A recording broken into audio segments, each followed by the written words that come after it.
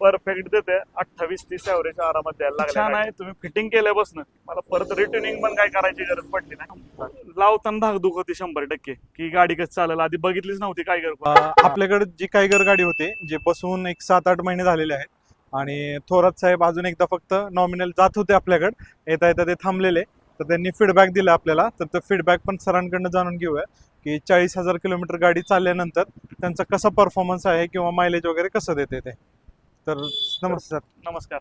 Performance छान आहे. तुम्ही फिटिंग केल्यापासून मला परत रिट्युनिंग पण काय करायची गरज पडली नाही. परफेक्ट देते 28-30 ऍव्हरेज आरामात द्यायला लागल्या गाडी. 28. फक्त एवढ्या 40,000 मध्ये एकदा एक स्पार्क प्लग फक्त चेंज केले, बाकी काय परत अडचणच नाही गाडीची. चालेल सर. कंटिन्युएशनला तुमचं पिकअप ड्रॉप होत नाही, आहे तसंच एकदम सुरळीत चाललं, जसं पेट्रोलवर चालवतोय गाडी. जे तुम्हाला फिटिंगच्या वेळेस टेन्शन होते किंवा तुम्हाला जे वाटत होतं की करू का नको, हा बरोबर. तर आता फिटिंग केल्यानंतर तुमचा काय अनुभव येतोय?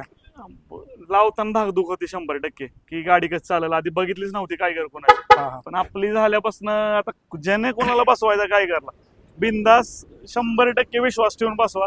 40,000 ज्युनियन फीडबॅक आहे. कुठल्या पण ह्याच्यात नंबर चेक करा माझ्या रेनॉल्ड शोरूमला, परफेक्ट चालतंय. काम जे केलंय ते परफेक्टच झालंय, काहीच अडचण नाही त्या कामात. आणि एवढा म्हणजे माझं जवळपास 4च महिने ते लावलेली कॉस्टिंग फिटल्या. ज्या आधी 15 ऍव्हरेज येत होती गाडी, ती जर 28 द्यायला लागत असेल तर मी 40,000 चालवून माझं पूर्ण जेवढं लावलं त्याचं पूर्णपणे वसूल झालेत बघा पैसे. ठीक आहे सर, चालतंय. धन्यवाद. थँक्यू. मला काय सर्व्हिस द्या. नक्की सर, नक्की. मला काय अधिक बोलायची गरज नाहीये. जर तुम्हाला तुमच्या गाडीला सीएनजी करायचं असेल किंवा सीएनजी रिलेटेड काही काम करायचं असेल तर खाली दिलेल्या नंबरला आम्हाला संपर्क करा. धन्यवाद.